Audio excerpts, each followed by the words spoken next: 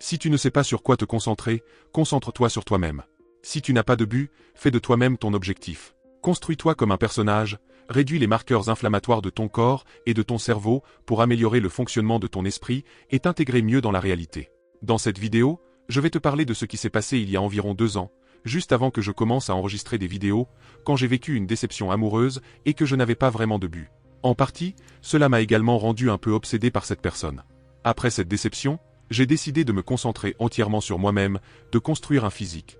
À l'époque, j'étais très faible physiquement, et cela se reflétait dans mon esprit. Tu dois comprendre que ton cerveau a besoin de muscles pour bien fonctionner. Tes muscles sont le plus grand organe de ton corps. Je vais te montrer une étude qui en parle ici. Le muscle est un organe sécréteur, c'est-à-dire qu'il libère des substances qui influencent ton esprit, ton cerveau, car ce sont des substances anti-inflammatoires appelées myokines. Donc, tes muscles et tes os ont besoin de cette stimulation mécanique. Ils se sont développés pour ça. Nous nous sommes développés pour pratiquer la résistance, l'entraînement en résistance, donc il n'est pas logique de mener une vie totalement sédentaire. Avant toute chose, il est bon de connaître la règle de Pareto, la règle des 80/20. Tu peux obtenir 80% des bénéfices physiques en faisant 20% des efforts. Et dans cette vidéo, je vais te parler de ces 20% des choses les plus importantes pour obtenir ces bénéfices physiques. Et quand on parle de bénéfices physiques, il s'agit d'avoir une masse maigre qui sert d'éponge métabolique. En d'autres termes, quand tu t'entraînes, si tu manges une pizza par exemple, tes muscles absorberont beaucoup mieux les nutriments de la pizza et empêcheront que tu souffres d'hyperglycémie ou que tu prennes du poids. Le muscle, en quelque sorte, attire les nutriments, même si cet effet se manifeste à long terme, surtout dans les jours qui suivent une séance de musculation. De plus, lorsque tu as plus de masse musculaire, tu as plus de flexibilité métabolique. Le muscle agit comme une éponge pour le sucre présent dans ton sang. Je vois beaucoup d'entrepreneurs et de personnes qui étudient et travaillent, qui négligent complètement l'entraînement et sous-estiment le fait que nous sommes des animaux. Ils oublient que nous sommes des animaux, et cela a une influence énorme. Ton VO2 max, c'est-à-dire ta capacité à oxygéner tes tissus, que tu développes avec le cardio, a également une grande influence sur ton esprit. La quantité de masse maigre que tu as a une influence directe sur le fonctionnement de ton cerveau. Beaucoup de gens sous-estiment cela, et je vois des personnes souffrir de dépression clinique et de nombreux autres problèmes mentaux graves.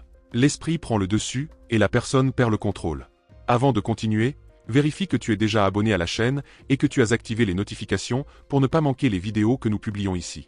En continuant, la quantité de masse maigre et de graisse que tu as a une relation directe.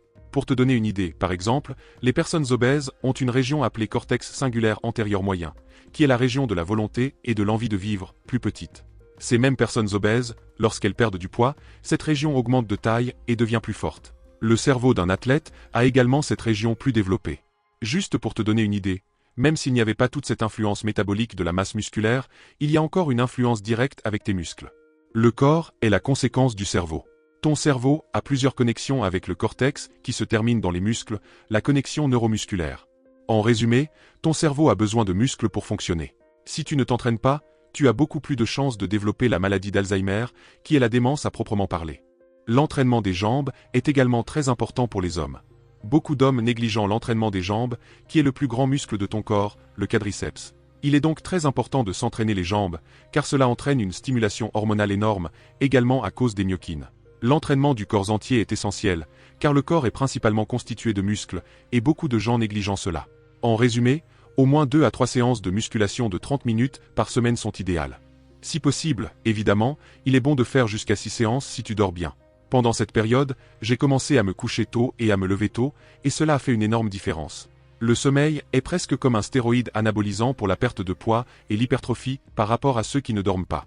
Il y a une étude qui montre que ceux qui dorment moins de 5 heures par nuit, ou moins de 6 heures par nuit de manière chronique, accumulent beaucoup plus de graisse et gagnent beaucoup moins de muscles qu'ils ne pourraient en gagner par rapport à ceux qui dorment 7 à 8 heures par nuit, voire jusqu'à 9 heures dans certains cas. Il est donc toujours important d'avoir cette notion et de penser à long terme. Par exemple, en un jour, tu peux gagner environ 12 grammes de muscles en t'entraînant 3 fois par semaine avec un bon régime et un bon sommeil, surtout pour les débutants. Cela peut sembler peu, 12 grammes, ce n'est rien, c'est une fine lamelle de muscles. Mais si tu l'extrapoles sur un mois, 3 mois, après 3 mois, tu peux gagner 1 kg de muscles.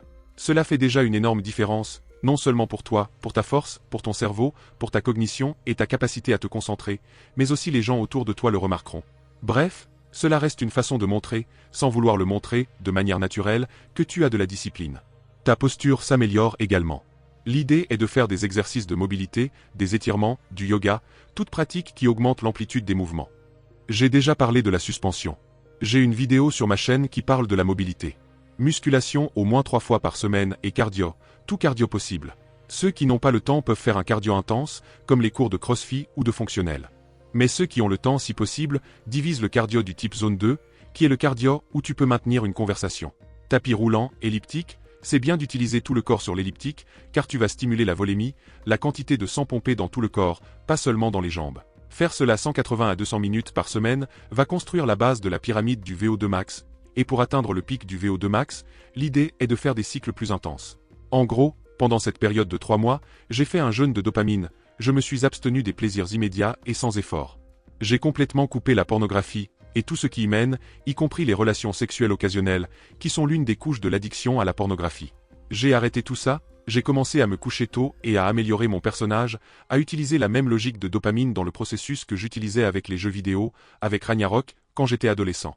Je regardais du porno, et jouais à Ragnarok jusqu'à tard dans la nuit. J'ai utilisé ça pour me gamifier, car il se peut que nous vivions une sorte de simulation, vraiment, une sorte de jeu, c'est possible.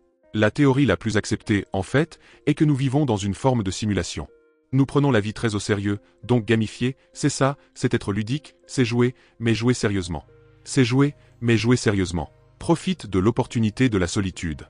La solitude peut être bonne, selon la façon dont tu la redéfinis dans ton esprit.